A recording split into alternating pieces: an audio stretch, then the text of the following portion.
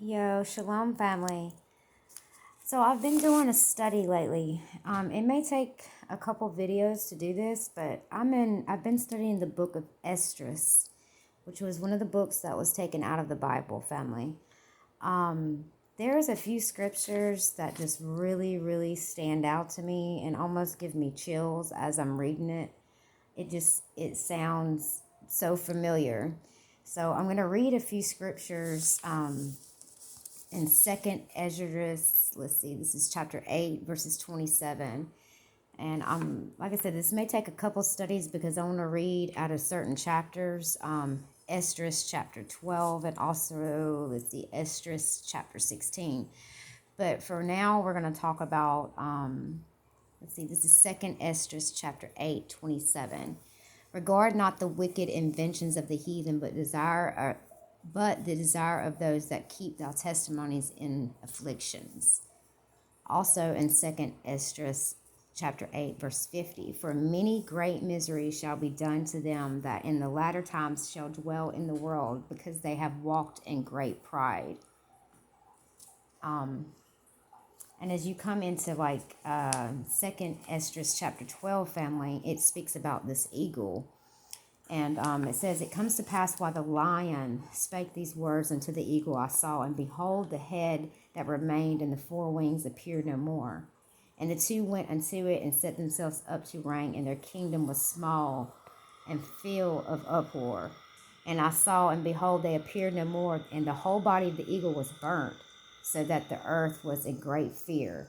Then awaked I out of the troubled trance of my mind, from great fear, set it into my spirit.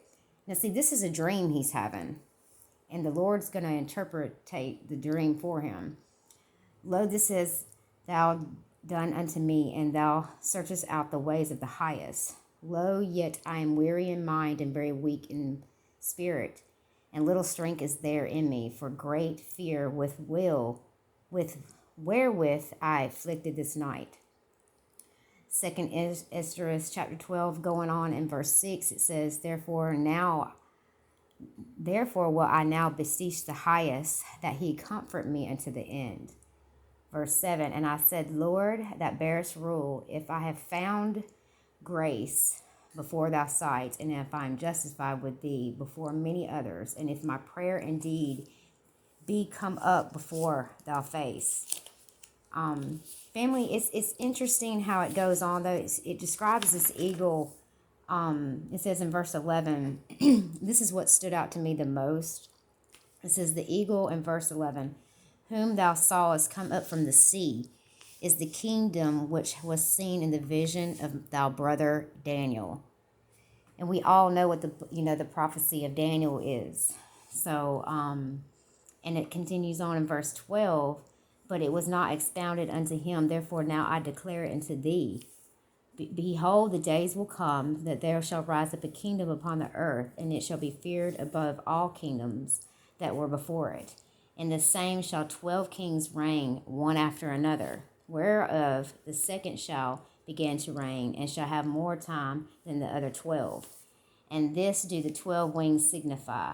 But it goes on to explain how in the last days, the Most High is going to raise up 3 kingdoms and renew many things, that they're going to have dominion over the earth, more or less.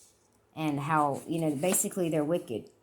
But it goes, you should definitely, if you've got the chance to look into some of these books, family, there's a reason why. The Lord warns us not to take away from the Word of God and not to add to the Word of God. And these books were taken away from the Word of God.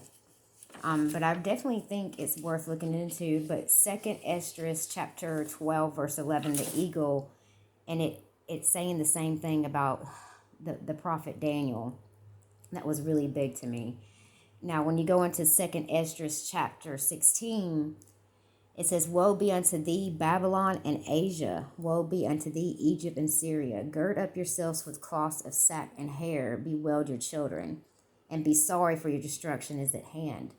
A sword is sent among you, and who may turn it back? A fire is sent among you, and who may quench it? Plagues are sent unto you, and what is he that may drive them away? And it goes further into, it talks about Babylon and everything, family. It's just quite interesting how it really coexists with today's times. It speaks of wars and the plagues and everything. But I want to go into the next study. I want to do a little bit deeper study on 2nd Esdras chapter 16, family. But I hope you guys are having a good Friday. It's been kind of a long week. I'm glad it's over. Things are going well though. Just tired. But pray for me, you guys. And I'm always praying for y'all. I love you all. Later.